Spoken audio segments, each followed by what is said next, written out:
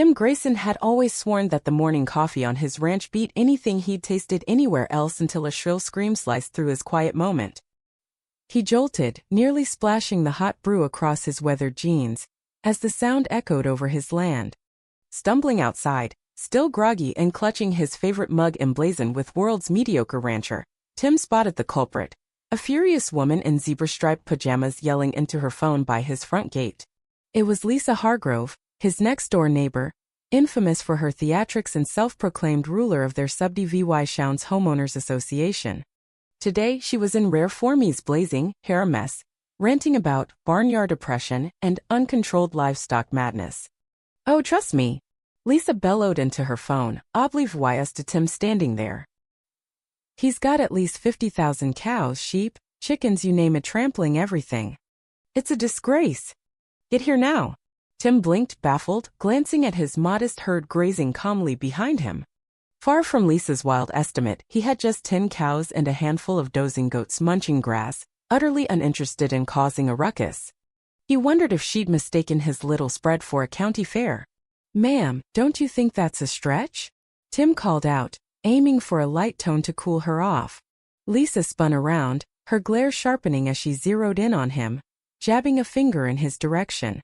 "There he is, the ringleader of this animal invasion," she shrieked into her phone. "Hurry, he might unleash more beasts any second." Tim sipped his coffee, swallowing a laugh. He dealt with Lisa's outbursts before and knew reason rarely won out.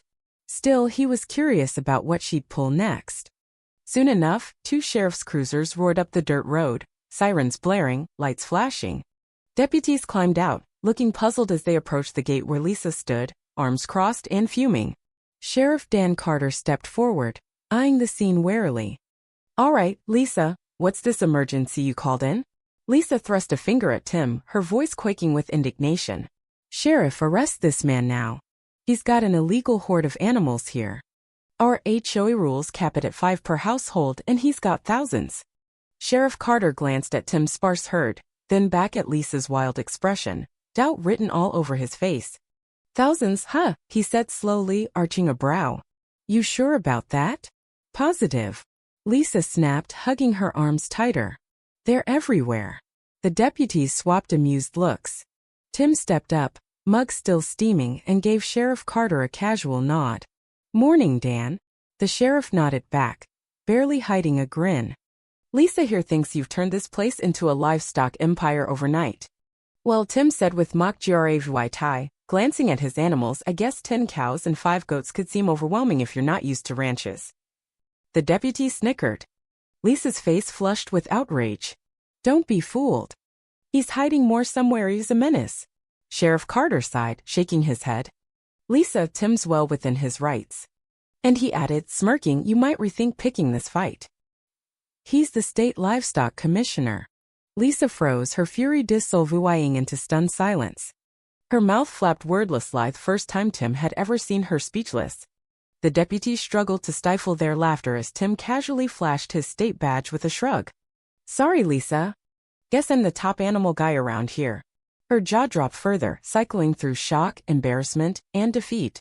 "You the livestock commissioner?" she stammered, her voice shrinking. "Yep," Tim replied, sipping his coffee with exaggerated calm.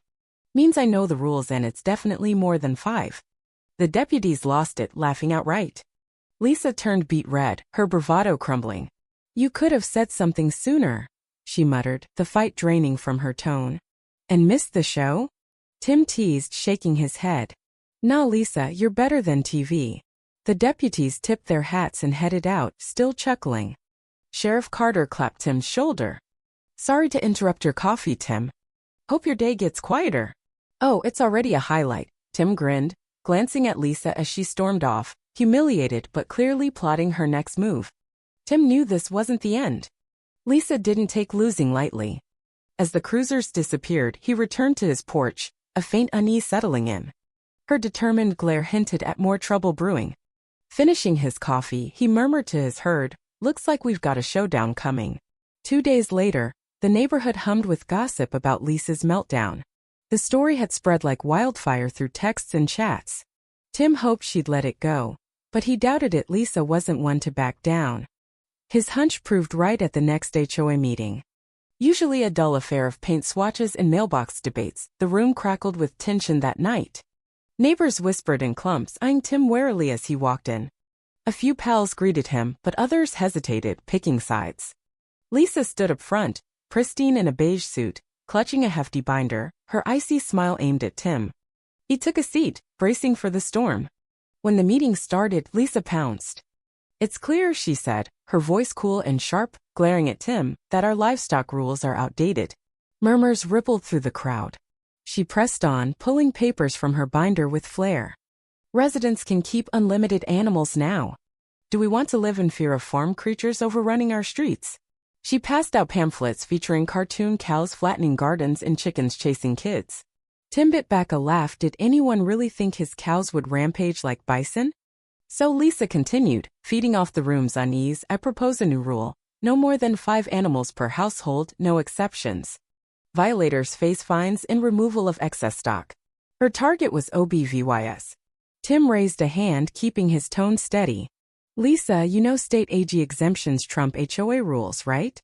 As livestock commissioner, I ensure ranches like mine follow state law." Lisa stiffened but rallied. "Commissioner or not, you're in our neighborhood. Rules apply to all. Not when they clash with state-protected ACTVY ties," Tim countered smoothly. "It's like banning ambulances because you hate sirens." Laughter broke out. Lisa flushed, scrambling to recover. "Fine," she spat, "we'll handle this another way." The meeting fizzled out fast, neighbors unsure whether to back Lisa's crusade or Tim's logic. He felt relieved, held his ground, but knew Lisa wouldn't stop. Sure enough, odd things started happening.